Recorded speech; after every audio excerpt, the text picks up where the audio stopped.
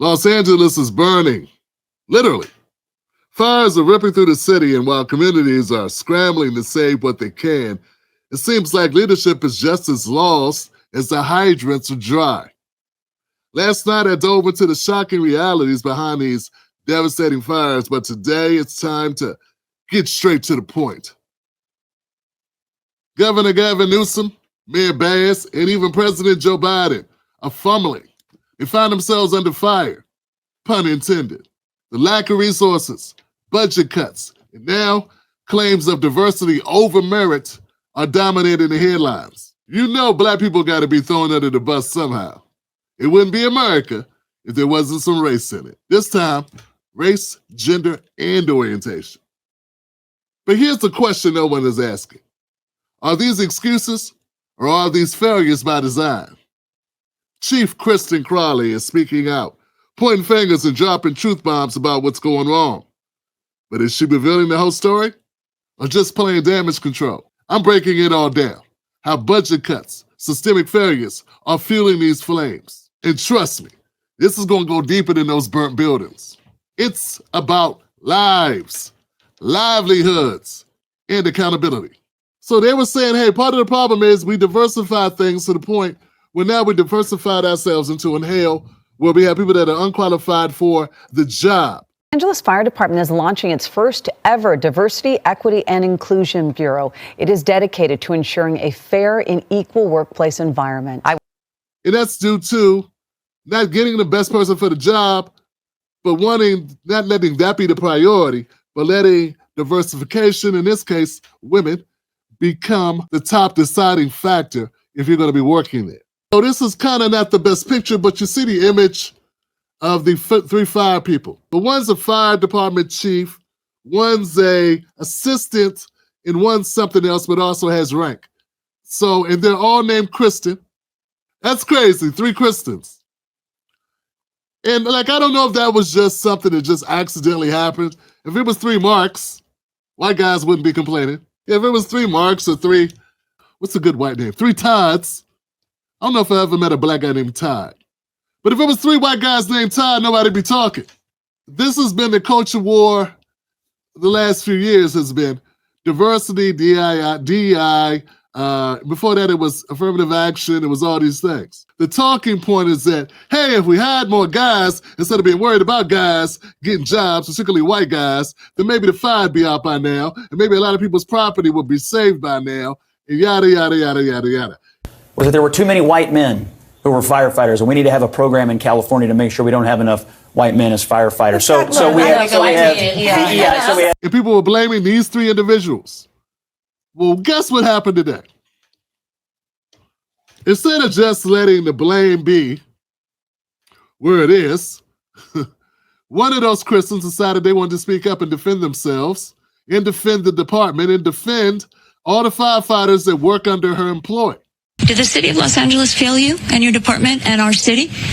It's my job to stand up as a chief and exactly say, justifiably, what the fire department needs to operate to meet the demands of the community. Did they fail you? That is our job, and I tell you, that's why I'm here. So let's get us what we need so our firefighters can do their jobs. Did they fail you?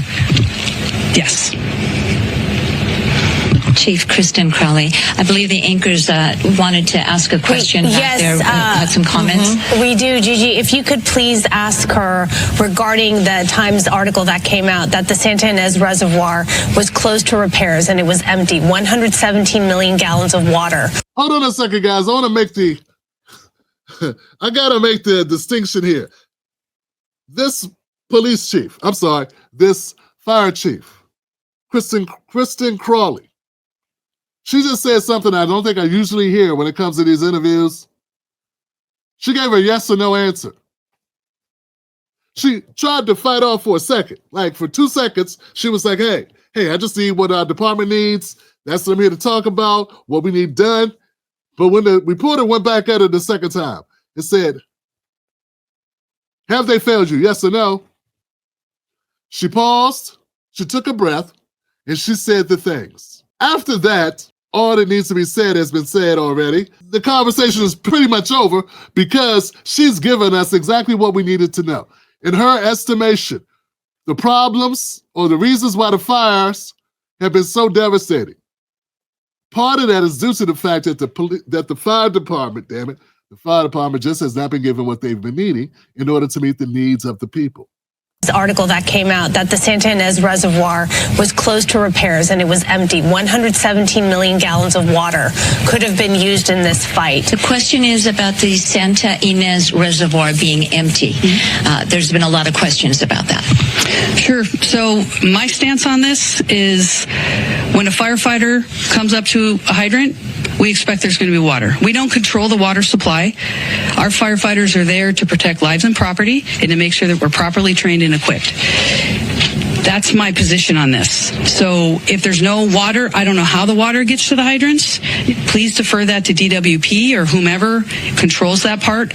But I can tell you the resiliency of our firefighters, if there's no water, they're going to go find water. They're going to figure out a way to do the best they can with what they've got in a very dynamic situation. And I know you expressed concerns that those DWP hydrants would not be inspected thoroughly because of the budget cuts. That is something to discuss, and we're going to look into that in regard to how we can ensure there's going to be water when we need it. But in the end, I'm going to defer that to DWP and whomever else controls the supply. I can guarantee you that when our firefighters showed up on that day with what they had, they did absolutely everything they could do to rescue and to save people's lives and property. And that's the bottom line. Now let's get them what they need to do their jobs. Let's get them water, Chief, because I was with your firefighters and they literally were watching a house burn down with pain in their eyes, not being able to do anything except pull water from a swimming pool to try to save a nearby structure that wasn't burning, and literally watching a house burn to the ground because they had no water. That's exactly right. But did they continue to work, and did they continue to do what they had to do the best they could with what they had? Yes. Chief, follow-up. Thank you very much for talking to us. We appreciate it. I believe we have a follow-up question from the studio. Question on that reservoir issue. Is the fire department aware of when these resources are depleted, just like that reservoir had no water? Was she aware of that fact, that it was under construction and there was no water there? Sandra Endo, one of our anchors, wants to know if the department is advised that the Santa Ynez Reservoir was going to be emptied. Were you aware that there was no water there? No, we weren't aware of that. They don't have to advise you? Not that I'm aware of, no. So you had no idea that there wasn't such needed resource? No, we weren't. All right. Chief Kristen Crowley, again, Chief of the Los Angeles City Fire Department, thank you for talking to us. I know it's been a very exhaustive, emotional, and I imagine you're mad, and I imagine you're sad. You may not want to talk about that anger or that disappointment, but I can see it in your eyes. Thank you. Thank you for talking to us. Thanks for being here. We appreciate it. Thank you. We'll send it back to you. That's a pretty straightforward interview. It doesn't leave a lot to the imagination. The DWP that she referred to is in charge of making sure those reservoirs are full. That's the Department of Water and Power. She also mentioned that if it wasn't for the budget cuts, it's a possibility the water would have been there, and also would have been a possibility they would have inspected or had those inspected to know that there was no water there. So we got a couple of issues. We got lack of water. We got lack of logistics. We got firemen who've been called out to stop a fire, go to a hydrant, and find that there's no water in the hydrant. That's not the fireman's fault. Not the fireman's fault at all. So that was a local Fox affiliate where Chief Los Angeles Fire Department Chief Kristen Crowley was responding to. Let's go see her on CNN. She made additional rounds.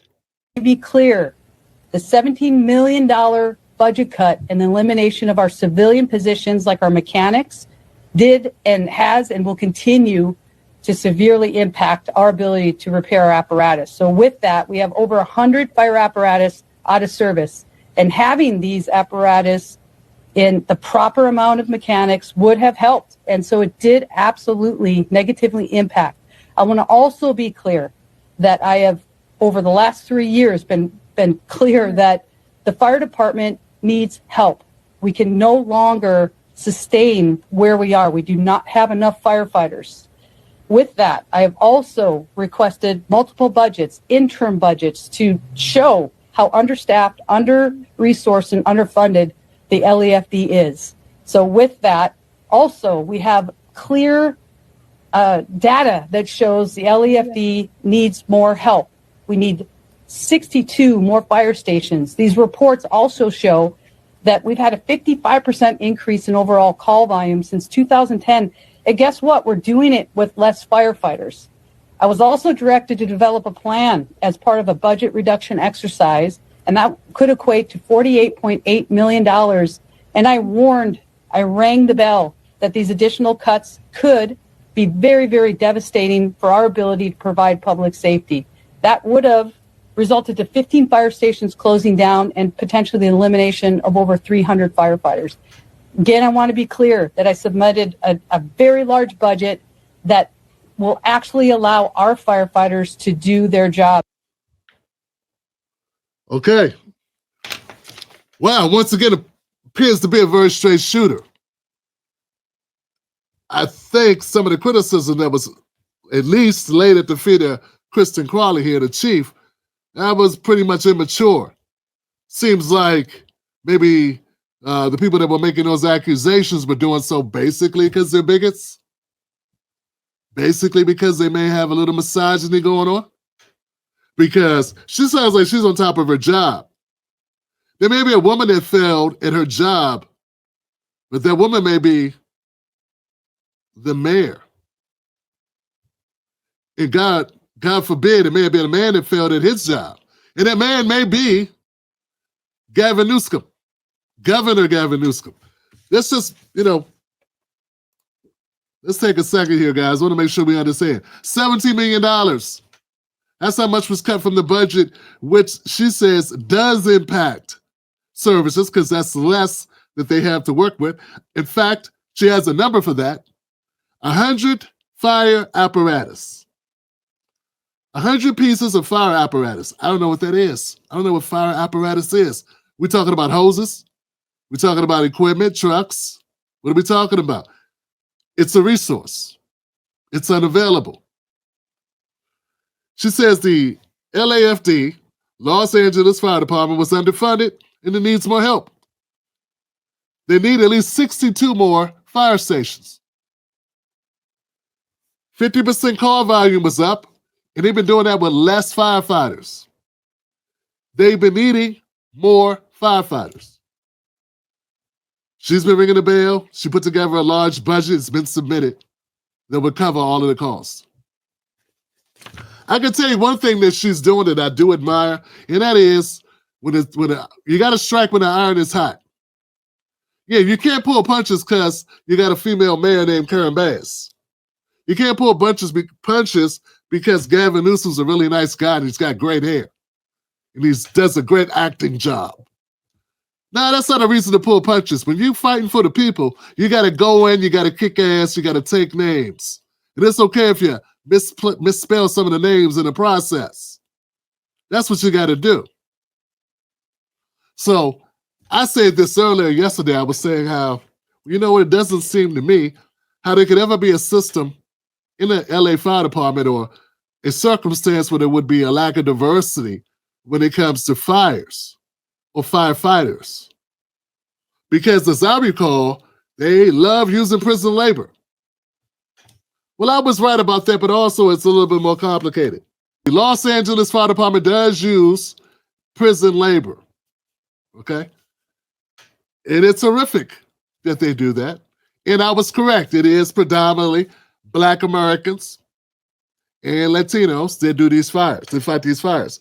Because the male inmates who make up the majority of participants, though there are several female inmate fire camps, there are female inmate fire camps, there's nothing in comparison to how many male fire camps there are in the prisons. High representation of Black men and Hispanics reflect broader racial disparities in California's prison system. They're mostly younger adults. It requires physical fitness and stamina. So you got to be in pretty good shape. Just like you would have to be if you were a fireman trying to get into the fire department itself. Only inmates convicted of lower-level nonviolent offenses are eligible, and participants must exhibit good behavior, and pass physical requirements in order to participate. Physical fitness requirements.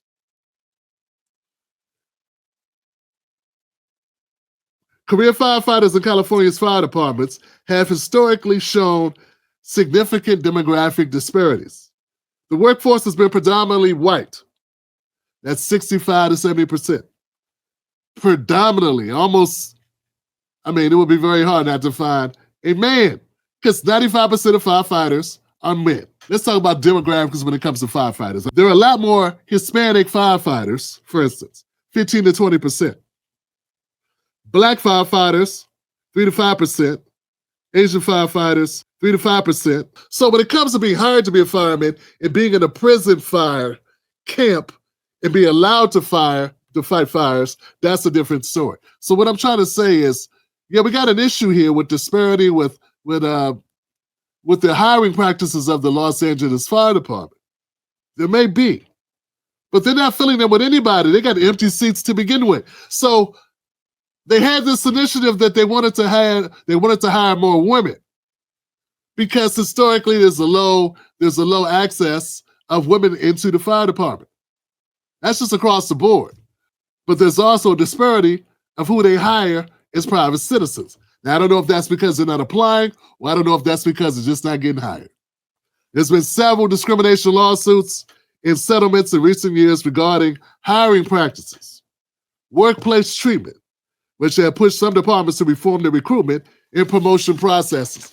So here's another thing I want to talk about. Look, and as much, I got no problems going after people that I feel the super duper liberals, the porcelain progressives, the people that are doing things and saying things because they sound right, but they haven't done any of the legwork to find out, hey, is this actually functional on the ground?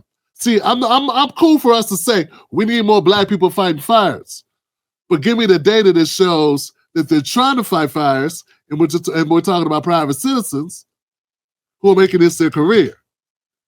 And it looks like we have that. I would not defend bigotry. I would not defend racism. I would not defend discrimination.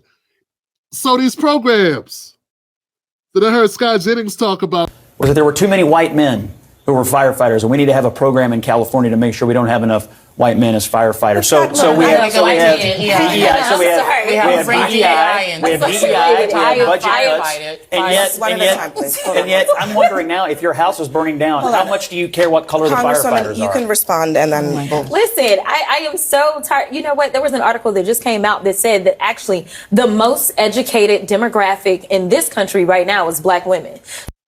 I played that clip yesterday. He brought up that they had programs to eliminate white men from firefighting. And I stated yesterday. No, there was a program to try to get to try to get someone other than white men, because there has been discrimination lawsuits against the Los Angeles Fire Department for its treatment and hiring practices. So they didn't develop a program because they felt nice. Scott's got it wrong. And a lot of people I saw talking about this have it wrong.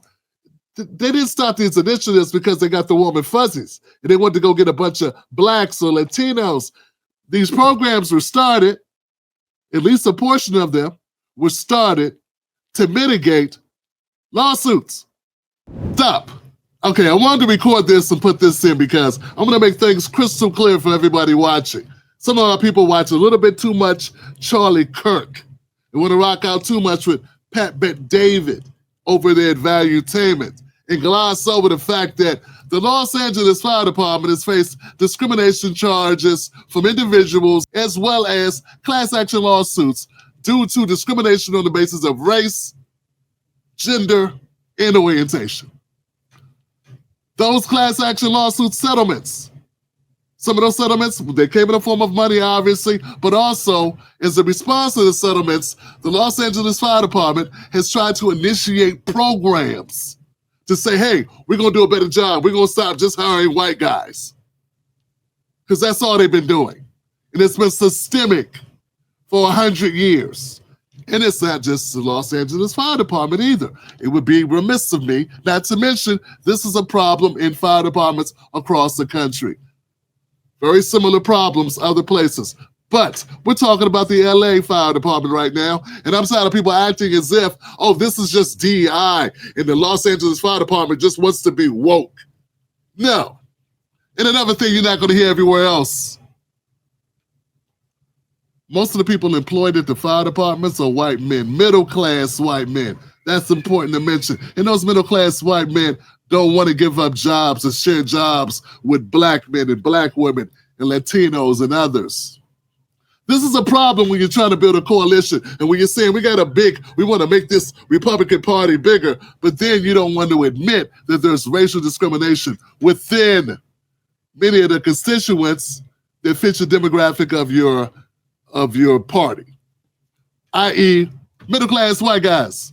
Middle-class white guys. So the culture of the Los Angeles Fire Department is we don't keep hiring guys that look like Brad. Keep hiring Brad and Cody. And they don't want to hire DeWine and Keith or Keisha. You want black people to be feeling welcome in MAGA? Stop pretending these problems don't exist. Stop telling us we made it up in our minds. It's all a woke virus. Yeah.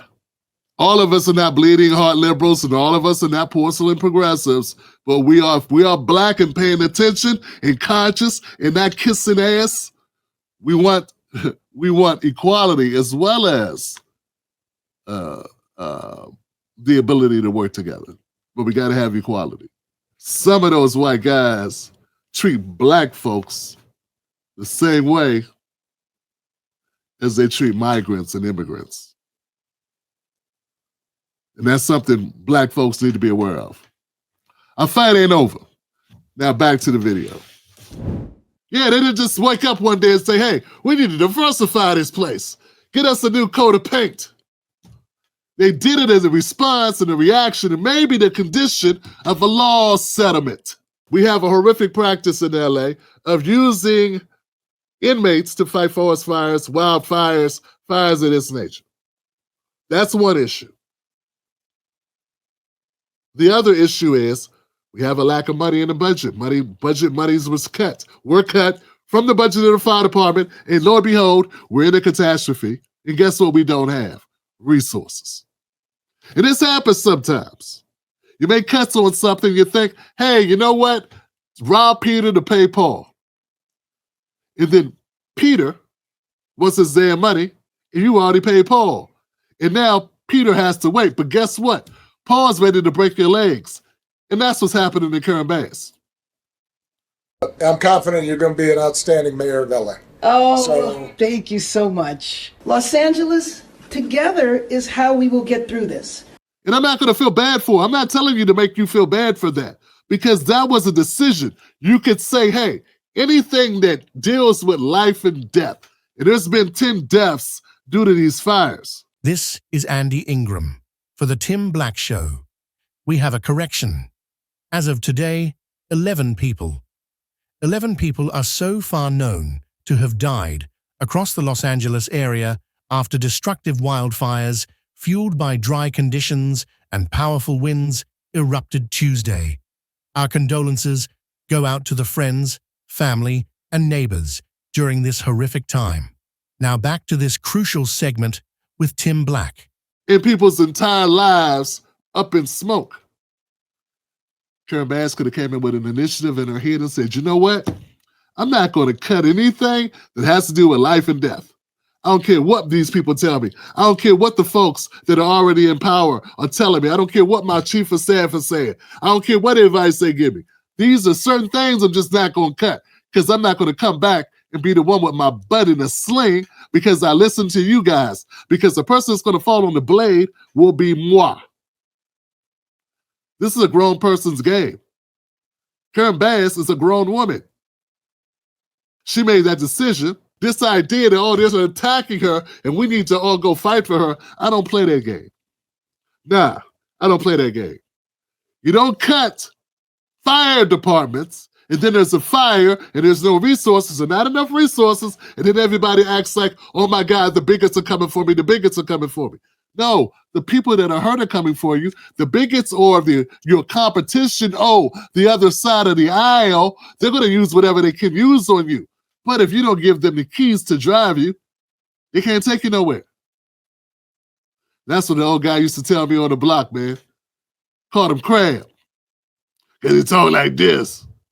He used to talk like this. They tell, man, come on, preach. Preach just like I tell you, preach. If you don't give them the keys, they can't take you nowhere.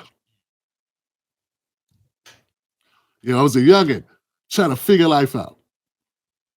So in this situation, what I'm saying is, if Karen Bass had dropped the ball, if the mayor's office hadn't dropped the ball, if there wasn't a $17 million cut, if people did pay attention to what was happening with the amount of the lack of resources in the fire department, if there were the 62 other stations, 62 other fire stations that need to be in place, that aren't in place, if those things were taken care of, then there would be nothing to come get her about. Folks, it's kind of hard to hide that when there's a fire, people are screaming, and everyone's standing around looking at their houses burn, and the fire department's there, and they can't get a fucking hydrant that has water in it. You can't fake that. That's not bipartisan or partisan. That's not Democrat or Republican. That's survival. That's real life stuff. And some people got their head up their asses. Everything's about political points. If it was your house, it was your mama's house, because you must not care about yourself. Nothing happens to you, so you can't imagine. But let's say maybe it's your mama's house, or your daddy's house, or your cousin's house, or your grandparents' house. And everything that they spent their life building is going up in smoke. Would you still be blaming Trump then? Would you still be talking about, that Rudy Giuliani? What the hell he got to do with it? He's in New York. To add insult to injury, we got Joe Biden. I don't know why Joe Biden wants to talk. Folks, hey, come on, 21st. Come on, 21st. We do not need to hear more from Joe. But here he is anyway. Defending empty hydrants. Federal agency, from the Department of Defense on, every federal agency to be part of this. And the other thing is, look, I think you're getting a bad rap. I know you're getting a bad rap about these fire hydrants don't have enough water in them. Give me a break. Give me a break. What this is all about is the utilities, understandably, what they did is they cut off power because they're worried about these high tension lines coming down and causing more fires in the wind, right? When they do that, guess what? They shut off the power that controls the ability to pump the water. And so now you're getting generators there. I mean, this is complicated stuff. They're going to have a lot of demagogues out there trying to take advantage of it. But you're doing the right thing. We're going to get it done, God willing. And I say to the people of Southern California, God bless you. Stay strong. Stay strong. We're not going anywhere. We're not. No, you are going somewhere, sir. You're going somewhere very soon. And if it's not the upper room, it's the hell out of here. Because I'm tired of hearing Joe Biden with his no ideas, no plan, no leadership, unfunctional, infunctioning, lack of functionality, opposite Swiss Army knife approach to problems. He ain't a Swiss Army knife. He's a Chinese knockoff that never worked. You open the box and all the blades are broke. Listen,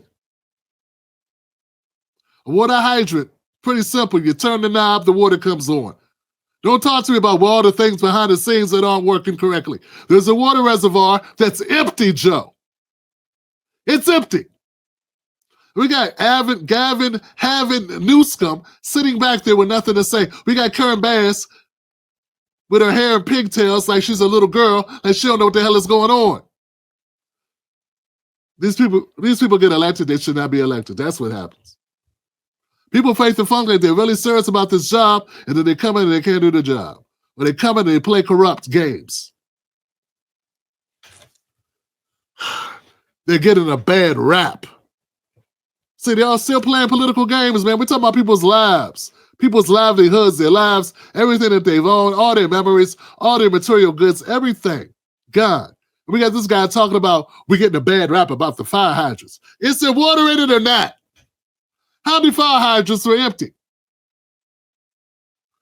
Hey, look, man, I'm not saying the current bass caused the fire. Obviously, she did not. She did not do that, okay? But what I'm saying is, the buck stops here and it fell in your lap, and there you go. And that's how it happens sometimes. Hey, man, she could have went her entire mayoral tenure, and there not been a fire this catastrophic. Or there could have been a smaller one, and they're like, uh-oh, we got all these things we better shore up. We got lucky, we dodged the bullet. But sometimes you don't get the grace of fortune. Sometimes you get a taste of a complete ass kicking, and that's what took place here. It's like hell opened up and unleashed the Kraken. And that's what we got going on. And the people that are surviving that, the people that just saw their world disappear into that hole, into that abyss, they're not giving you a bad rap. They need help. And that's your job. I don't know if you know or not, but there's Murphy's Law. Murphy's Law says anything that can go wrong will go wrong. And sometimes going wrong be going wrong. All right, guys. Give me a thumbs up for that. We'd like to go on to the next one.